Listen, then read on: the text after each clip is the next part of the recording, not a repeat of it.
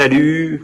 Alors là, aujourd'hui, journée importante de la CAN, journée à 4 matchs.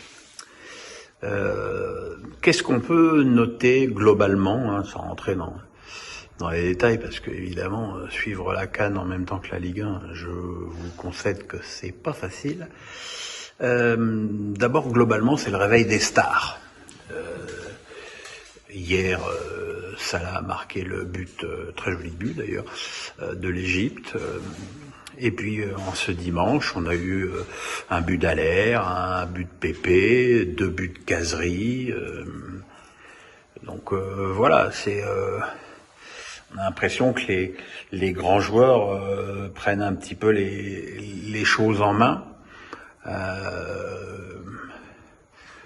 La Tunisie s'est fâchée. Elle a gagné 4-0 en dominant ce match de bout en bout, en se permettant même de rater son deuxième penalty en 2 matchs. En ouverture de cette journée, il y avait eu probablement le plus mauvais match de cette CAN, Gambie-Mali, un partout, 2 buts sur pénaux et une bouillie innommable de football. Vraiment, fallait avoir les nerfs accrochés pour supporter ça.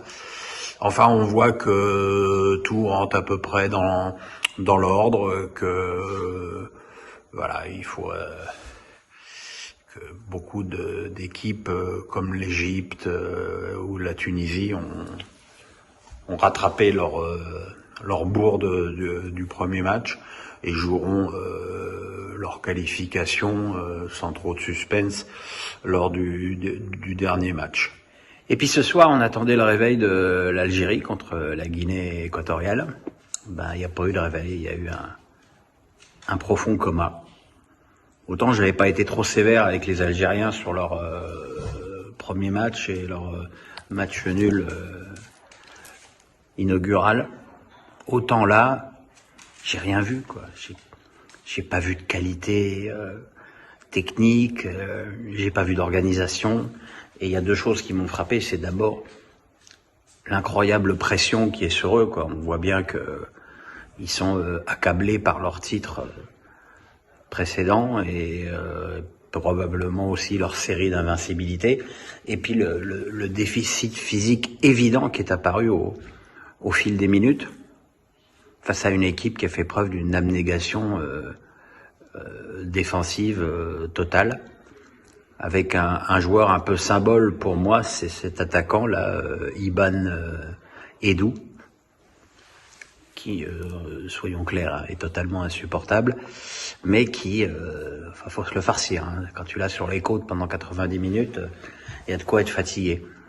Voilà, le but, il est venu d'un joueur qui joue quand même en 4e division espagnole, Esteban Obio. Mais voilà, l'Algérie est en très mauvaise posture avec 1 point en 2 matchs. Et le dernier match de la poule a joué jeudi contre la Côte d'Ivoire, qui elle a concédé dans les dernières minutes le match nul, avec Serge Aurier dans les buts. Donc là, les Algériens, ils n'ont pas le choix. Il faut qu'ils gagnent pour être peut-être dans les meilleurs 3e. Mais la déception est grande pour le peuple algérien parce que franchement, pour une équipe, ça me rappelle bizarrement l'équipe de France en Corée en 2002, quoi. Quand tu vois la liste des joueurs, tu te dis bon voilà,